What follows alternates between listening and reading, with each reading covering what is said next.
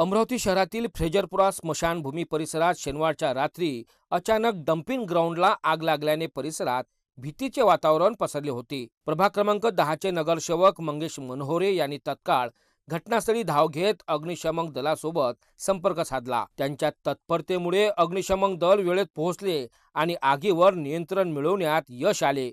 सुदैवाने या घटनेत कोणतीही जीवितहानी झाली नाही।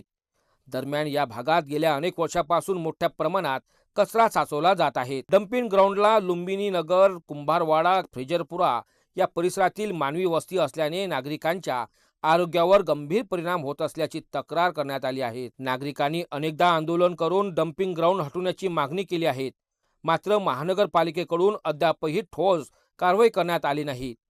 आग लागल्याचे नेमके कारण अद्यापही स्पष्ट झाले नसून संबंधित विभागाकडून पुढील तपास सुरू आहे।